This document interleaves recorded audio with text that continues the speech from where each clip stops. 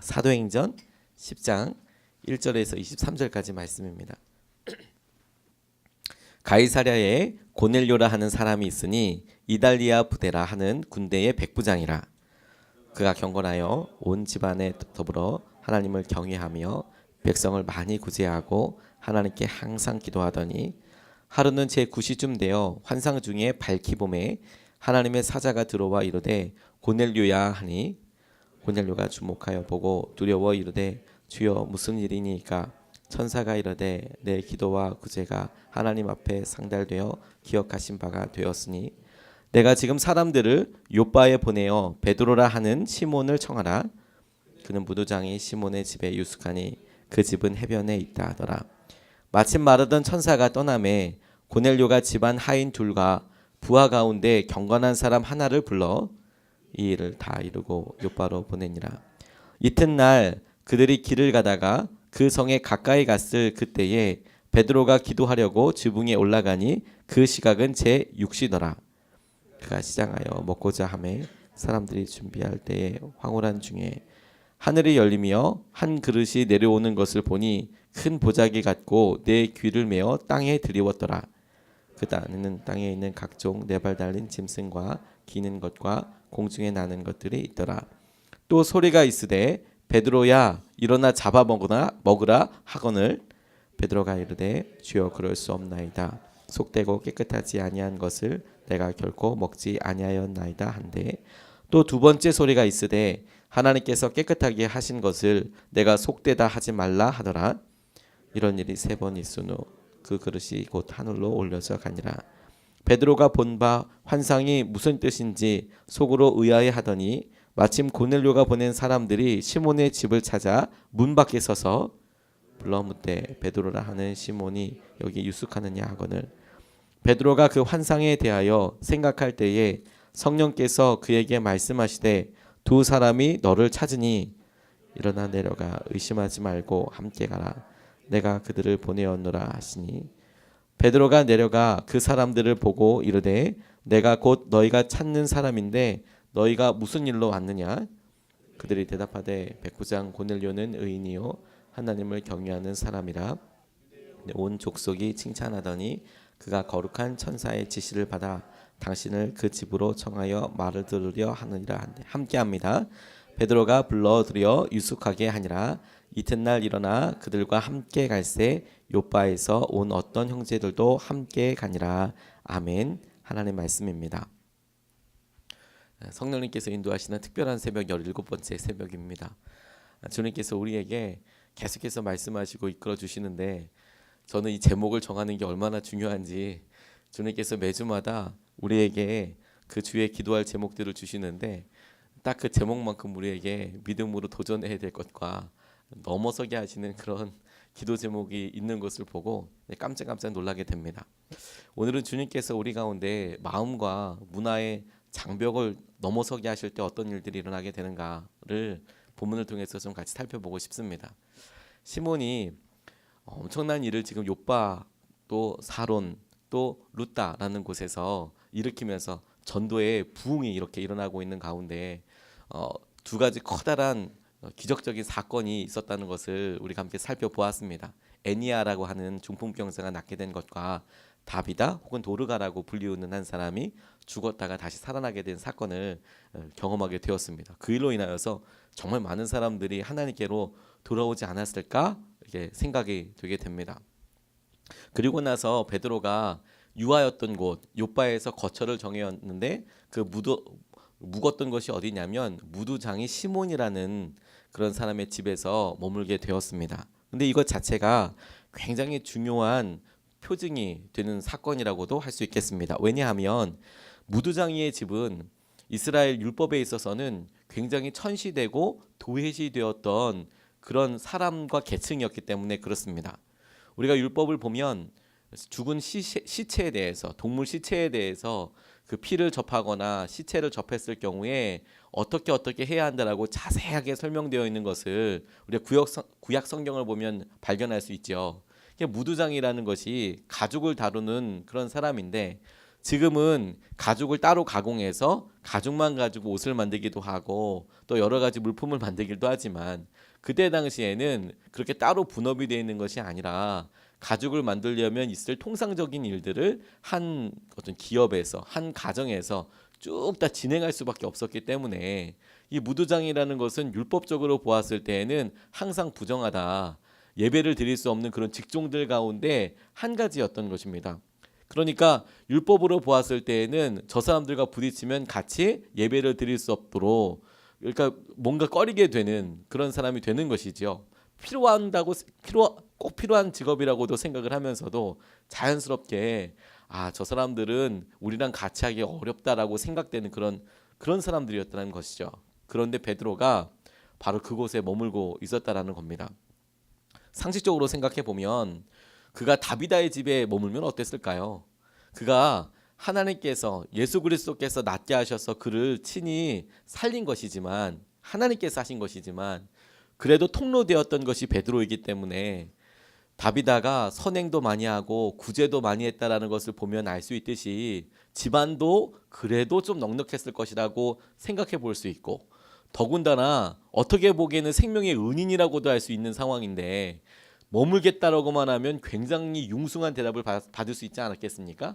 그런데 그가 그곳에서 그냥 떠나서 무두장이 시몬에 들어갔다라는 것은 다분히 의도적이고 하나님께서 보여주시는 어떤 예가 있다라고 생각을 하게 되었습니다. 그런 관점에서 오늘 보게 되니까 하나님께서 두 가지를 붙잡고 깨닫게 해주셨습니다. 하나는 무엇이냐면 일을 주도하시며 알지도 못하는 사람을 만나게 하시는 분이 주님이시라는 것이죠. 해본 적도 없고 일을 시작하게 할 때나 또 알지도 못하는 사람을 만나게 하실 때에 그 일을 이끌어 가시고 만나게 하시는 분이 누구시냐면 주님이시라는 것을 믿어야 한다라는 것이죠. 3절로 6절까지 말씀을 쭉 보면 이렇습니다. 환상을 보았는데 하나님의 사자가 들어왔고 4절에 고넬료가 주목하여서 보니까 깜짝 놀랄 만한 일이죠. 무슨 일입니까? 내 기도와 구제가 하나님 앞에 상달되어 기억한 바가 되었는데 5절 말씀에 지금 내가 사람들을 요바에 보내어 베드로라는 시몬을 청하라. 무두장이 시몬의 집에 유숙하고 있는데 천사가 떠나자마자 고넬료가 집안 하인 둘을 요바로 보내는 이야기가 쭉 증거되어 있습니다. 고넬료의 입장에서 그가 구제도 하고 선행도 하고 항상 하나님께 기도하는 사람이었지만 환상 가운데 하나님의 천사가 나타나서 구체적으로 너는 이렇게 하여라 라고 이야기하는 상황 자체에 대해서는 굉장히 두려워하고 있는 것을 보게 됩니다. 자주 경험할 수 있는 일이 아니죠. 그리고 어디로 가라 라고 구체적으로 이야기하고 있는 것입니다. 이달리아 부대라는 것은 이탈리아라는 것을 한자로 음역한 그런 표현이고 로마 백부장이라고 이야기하는 것은 그가 가이사랴라고 이야기하는 주둔지의 점령군이었고 그 중에서도 장교였다라는 것을 이야기하고 있습니다. 그러니까 고넬료의 입장에서는 그가 자발적으로 하나님을 믿고 따르고 기도하는 사람이었지만 베드로라는 사람이 그렇게 유명하거나 자기가 어떤 청하여서 이야기를 들어야 하거나 이럴 만한 사람으로 여겨지지 않을 정도의 그런 수준이었다고 생각하시면 됩니다.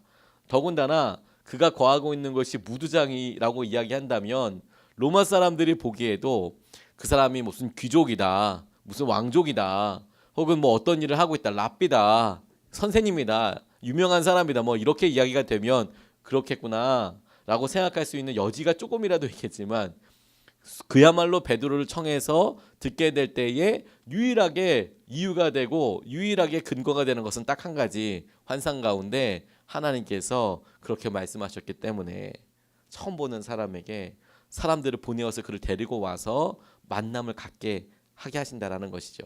사람을 만나게 하신다. 안 해본 일을 하게 하신다. 그 일을 하게 하는 것이 하나님인 것을 너는 믿을 수 있겠느냐라는 것이죠. 제가 저희 교회에 와서 간증해 주신 어떤 교수님 이야기를 듣고 참 은혜를 받았던 적이 있습니다.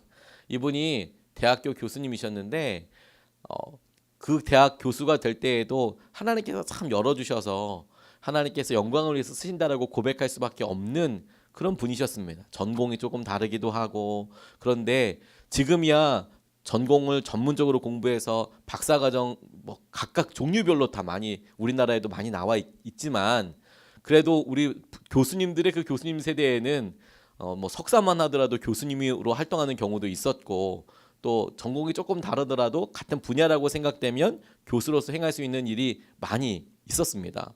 근데 이분이 기차를 타고 이렇게 내려가시는데 성령으로 참 충만하신 분인 겁니다. 집사님이었는데 이분이 이 집사님이 교수님이 옆에 한 남자분이 앉아 계시니까 말을 건넸습니다. 이건 기적과도 같은 일입니다. 왜냐하면 남자분들은 옆에 있는 남자랑 얘기하면 죽는다고 생각하고 있거든요. 더군다나 기차 타고 있는데 바로 딥슬립 모드로 가든지 신문을 보든지 뭐 이렇게 가지 절대 옆에 있는 사람이랑 이야기하는 일은 굉장히 생경한 일입니다. 그런데 이분이 순전히 전도하겠다는 마음으로 옆에 앉아있는 한 신사분한테 통성명을 하고 춘천 가는 기차에서 전도지를 꺼내서 전도를 하기 시작한 겁니다. 교회 다니면 참 좋습니다. 저는 하나님을 믿고 있는 사람인데 예수님을 믿으면 얼마나 기쁘고 즐거운지 모르겠습니다. 이런 이야기를 옆에 있는 그분에게 주저리주저리 다 이렇게 이야기를 꺼내시는 거죠. 서로 다 굉장히 생경하고 낯선 환경이겠지만 이분이 물끄러미 쳐다보시다가 첫 번째 한 말이 뭐냐면 저도 교회 집사입니다. 이렇게 얘기를 하시더래요. 그러면서 서로 이제 교회 다니는 것을 확인하게 되니까 조금 더 개인적인 이야기를 하게 되셨나 보죠. 무슨 일 때문에 춘천 가십니까? 뭘 하시는 분이십니까? 이런 이야기를 오고 가다가 우연히 둘 다 교수라는 걸 알게 된 겁니다. 어느 무슨 과 가르치십니까? 어느 학교에 있으십니까? 그러니까 그 교수님들끼리는 조금만 얘기해봐도 뭐가 어떻게 되는지를 다 알고 아시는 거죠. 아 그렇군요. 그래서 우연히 보다 보니까 본인은 그러니까 전도를 받은 이분은 이화여자대학교에서 교수로서 활동을 하고 계신 분이었습니다. 그리고 전도하신 분에게 물어본 거죠. 어디서 계십니까?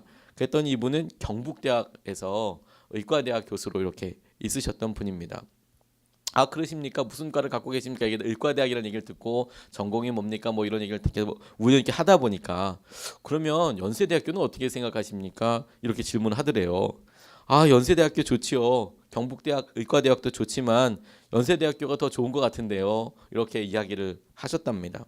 아마 전공 때문에 그러셨던 것 같습니다. 자기가 갖고 있는 일이 수업이 뭐 이렇게 하다 보니까 경북대학교도 굉장히 좋은 학교지만 지금 형편상으로 봤을 때 연세대학도 좋은 것 같습니다. 이렇게 대답을 하고 헤어지셨대요. 알았습니다. 그런데 얼마 있다가 집사님께 전화가 왔다는 거죠. 전도를 한 집사님에게 전도를 받으신 그분이 거꾸로 전화를 이렇게 하셔서 연세대학교 의과대학에 이력서를 한번 넣어보라고 교수 임용이 났는데 한번 넣어보라고 이렇게 이야기가 되고 그리고 그 집사님이 전도를 받을 뻔했던 그분의 말씀대로 순종해서 이력서를 넣었더니 진짜 연세대학교 의과대학 교수로 채용되어 버리게 된 거죠.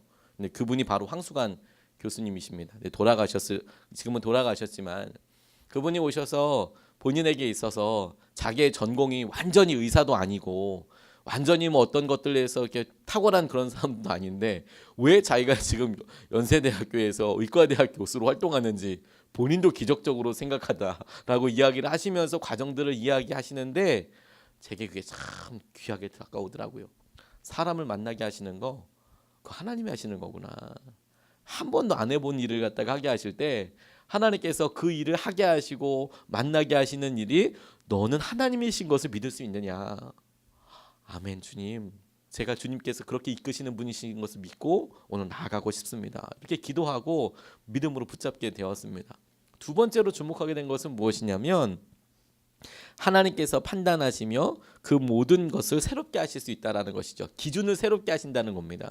하나님께서 판단하시는 분이시다. 그리고 하나님께서 판단하실 때 우리는 상황과 여건에 따라서 기준이 바뀌는 게 아니라 하나님께서 그 모든 일을 새롭게 보게 하시고 깨닫게 해주신다라는 것이죠. 오늘 15절 16절 말씀에 보면 이렇게 나와 있습니다. 하나님께서 깨끗하게 하신 것을 네가 속되다 하지 말라 하더라.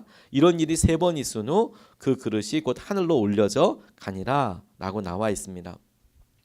베드로에게 있어서 예수님께서 보여주신 삶이 참 놀랍지요.